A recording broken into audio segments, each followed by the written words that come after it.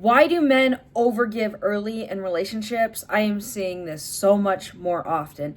And I'm saying this with love, not trying to attack you guys here, trying to help. Okay, first you guys, you probably see a lot of those videos through social media while you're scrolling.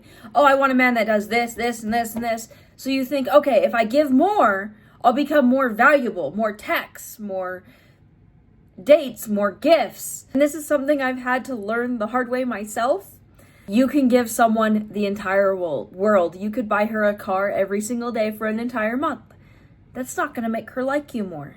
You could send her 500 texts, and she'll probably be bothered at that point if she wasn't reciprocating. But sometimes when we overgive, we send a message to the other person that we don't feel like our presence is enough, that we're not enjoyable enough to be around, that we're not likable enough to be around. And this may not necessarily be true.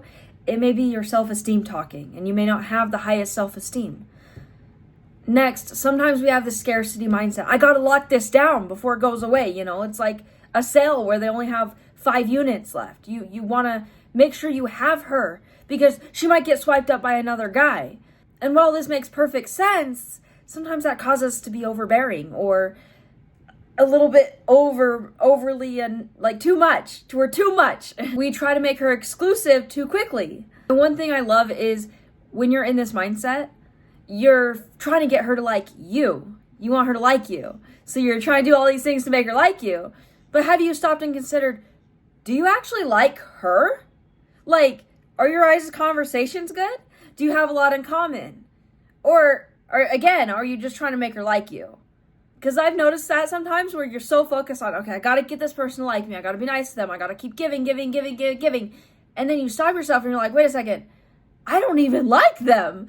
They're rude. They take too much. They don't reciprocate. They make me feel like crap.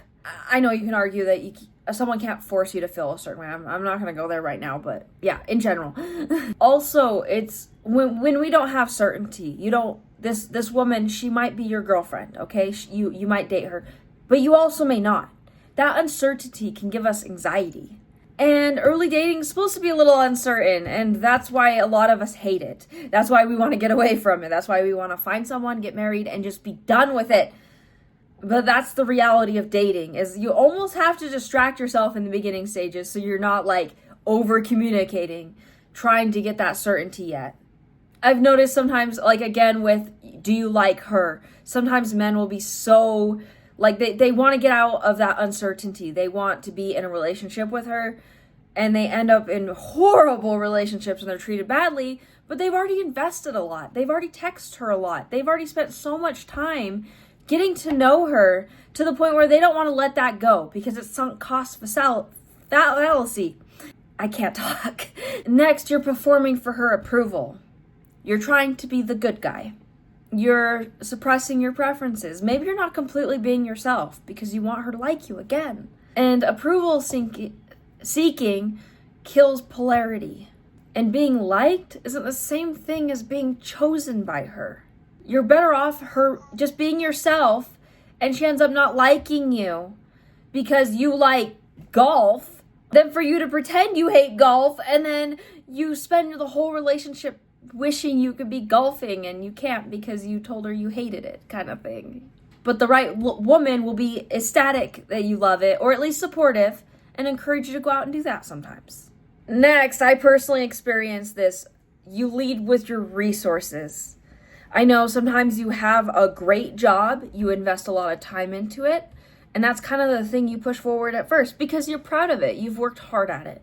So maybe your income comes up, first date, but that attracts women who are using you for your money. I personally went on some dates like this when I was single, and my first thought was, why are you telling me this? I'm not interested in your money. I want to get to know you as a person. And then I was just like later on when I was talking to him more, he talked about how a lot of women that he would date would use him for his money. And I was just thinking in my head, it's well, that's one of the first things you brought up. So someone who is using you for your money is just going to jump on that. You're an easy target for that. And I know for a lot of men that invest a lot into their careers, that becomes a big piece of who you are, your personality, your overall goals, the way you see the world is because you're in that so much. Especially the men that work like lots of hours, like you're working 12, 13, sometimes 15 hours a day, then yeah, most of your life is work. So it's okay to talk about the work itself. Avoid the financial piece of it. Don't mention how much per hour. Don't mention how much you make a year. Maybe even avoid your job title if you can somehow pull that off. Also, some of these people will act like a provider before they're even in a relationship with the woman.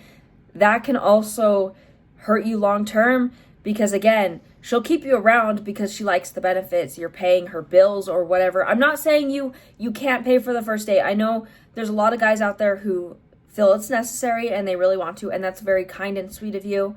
I don't think it's required, but yeah, you can keep doing that. Just don't like take on her phone bill or electricity bill. I've seen some men offer that type of thing like right off the bat. You probably should be in a relationship with her first before you consider doing something like that.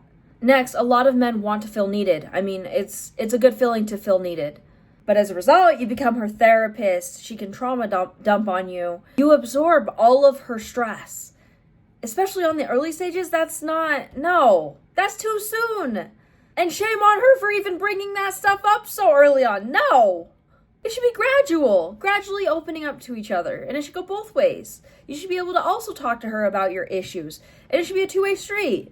But based on what I've seen is sometimes women will be bringing this up. They just dump everything on him. And then he brings something up that he is going through. And she immediately gets the ick. No, that's not okay. But being needed feels good, yes. But you should be desired by her. Not necessarily just being needed.